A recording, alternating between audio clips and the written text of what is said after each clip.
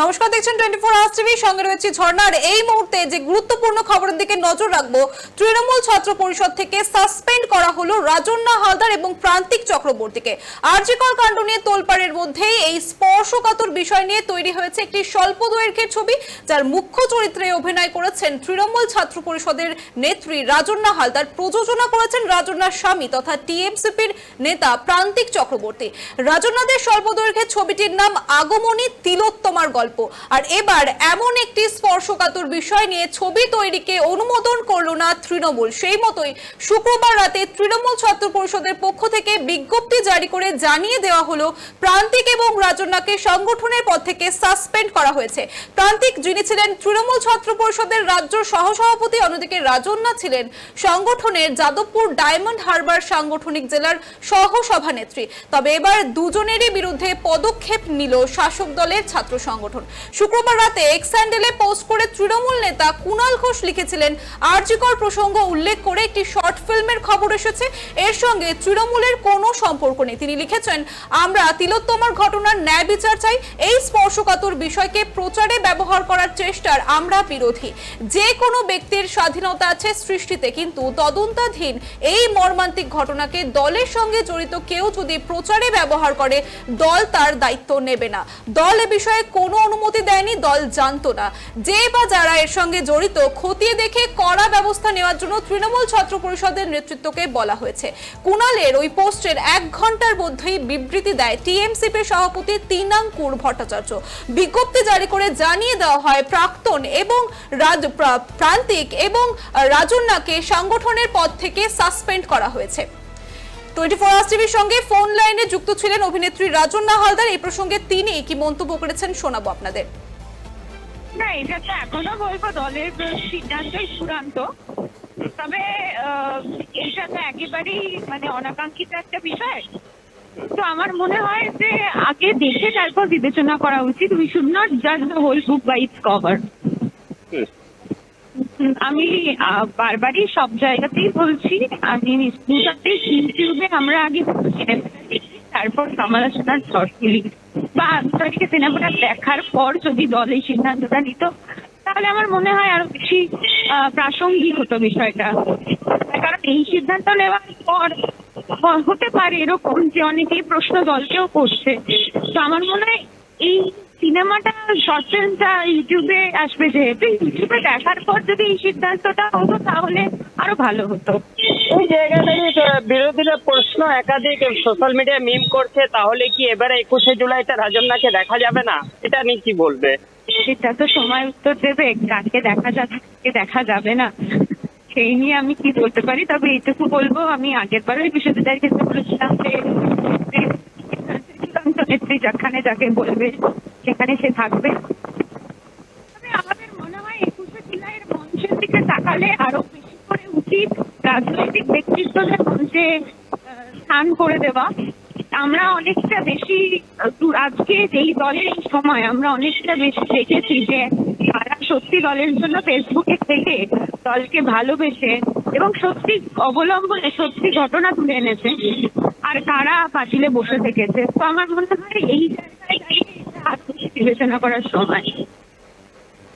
আপনাদের শোনালাম অভিনেত্রী রাজন্না হালদার তিনি কি বলেন, অর্থাৎ কোথাও গিয়ে দলের উপর তিনি এখনো আস্থা রেখেছেন। দলের সিদ্ধান্ত চূড়ান্ত বলেও মন্তব্য করেছেন। একই সঙ্গে কিঞ্চিত আক্ষেপও রয়েছে তার কণ্ঠে।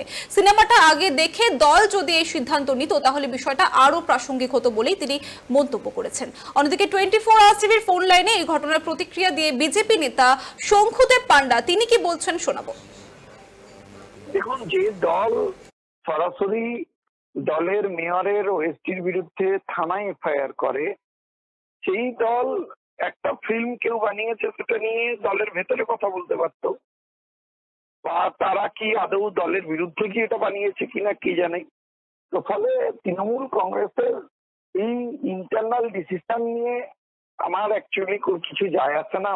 আমাদের তখনই যায় আসে যখন এদের এই ইন্টারনাল ডিসিশনে বাইরের লোকেরা এফেক্টেড হয়, কোথাও বকটুই হয়, কোথাও আরজি করার মতো ঘটনা ঘটে। তো ফিল্ম বানানোতে কোনো আপত্তি নেই, কিন্তু ওইটা দেখাবে তো যেভাবে সরকার এই ঘটনাকে চাপবার চেষ্টা করেছে, যেভাবে একজন ওসি গ্রেপ্তার হয়েছে, এগুলো থাকলেই ভালো।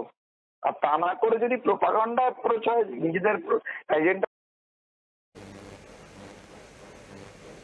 শুনলাম বিজেপি নেতা শঙ্খুদেব পান্ডার বক্তব্য। অন্যদিকে এই বিষয়ে আমাদের ফোন লাইনে প্রতিক্রিয়া দিয়েছেন বিজেপি মহিলা মোর্চার রাজ্য সভানেত্রী ফাল্গুনী পাত্র। তিনি কি বলেছেন শোনাবো। দেখুন, সেই আরজি করের ঘটনায় যদি সত্যিকারের ঘটনা থেকে থাকে, সম্ভবত আছে, সেই জন্যই তারা সাসপেন্ড হয়েছে। যদি সত্যি প্রতিচ্ছবি এই স্বাস্থ্য যে দপ্তর, এই পুলিশ দপ্তর, স্বয়ং মুখ্যমন্ত্রী নিজে থেকে যেভাবে একের পর এক দুর্নীতি স্বাস্থ্য দপ্তরের থেকে ভেসে আসছে বা জানা যাচ্ছে, এবং পুলিশকে দিয়ে যে ধরনের একের পর এক ক্রাইম বলা যায় সংগঠিত, মানে অ্যাকচুয়ালি পুলিশ যারা ক্রাইম করছে তাদের না ধরে তাদের আড়াল করছে, তাদের ছাতার তলায় রাখছে, তার মানে অ্যাকচুয়ালি তো পুলিশই এই ক্রাইমে মদত করছে। তো যে ধরনের ঘটনা ঘটছে সেটা যদি তাদেরই তৃণমূল করা কারোর কাছ থেকে সামনে আসে, সেটা নিশ্চয়ই প্রশ্নচিহ্নের মুখে মমতা ব্যানার্জি নিজে পড়বেন। অন্যরা যেরকম সারা সমাজ তুলছে, তার সাথে তার দলীয় কর্মী বা দলের যারা যুব মহিলা যাই হোক তারা বলছে। তো স্বভাবতই সেই জন্যই তাদেরকে সাসপেন্ডেড করতে হয়েছে। শুটিং এর শেষেই তো বোঝা যায় যে অ্যাকচুয়ালি ছবিটা কি আছে। তো হয়তো মমতা ব্যানার্জি এটা ভাবতে পারেননি তার দলের ওপর বিশ্বাস রেখে যে সততার প্রতীককে তারা মাটিতে মিশিয়ে দেবে কিনা জানি না। আমি ছবিতে কি আছে অ্যাকচুয়ালি আমি ছবি সম্পর্কে কিছুই জানি না।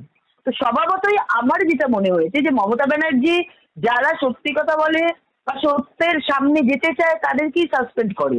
প্রকৃত দোষীদের শাস্তি দিলে আজকে পশ্চিমবঙ্গ এই জায়গায় আসতো না, বা আজকে এই ধরনের আরজিকরের যে ঘটনা, যেটা স্বাস্থ্য দপ্তর এবং পুলিশ দপ্তর বা পুলিশ মন্ত্রী, পুলিশের পুরো টিম নিয়ে যে ধরনের ক্রাইম তৈরি হয়েছে, এটা নিশ্চয়ই হতো না।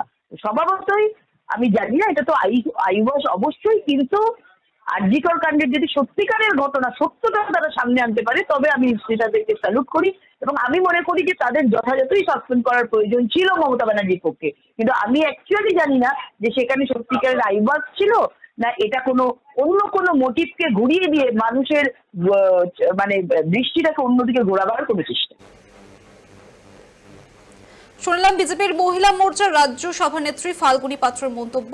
আপনাদের আরো একবার জানিয়ে রাখি, তৃণমূল ছাত্র পরিষদ থেকে সাসপেন্ড করা হলো রাজন্না হালদার এবং প্রান্তিক চক্রবর্তীকে। আরজিকর কাণ্ড নিয়ে তাদের একটি শর্ট ফিল্ম তৈরি করেন তারা।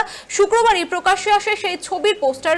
ছবির নাম আগমনী তিলোত্তমার গল্প। পোস্টার সোশ্যাল মিডিয়ায় আসা মাত্রই সমালোচনার মুখে পড়েন ছবির অভিনেত্রী এবং তৃণমূল যুবনেত্রী রাজন্না হালদার এবং ছবির পরিচালক প্রান্তিক চক্রবর্তী, যিনি তৃণমূল ছাত্র পরিষদের ভাইস প্রেসিডেন্টও।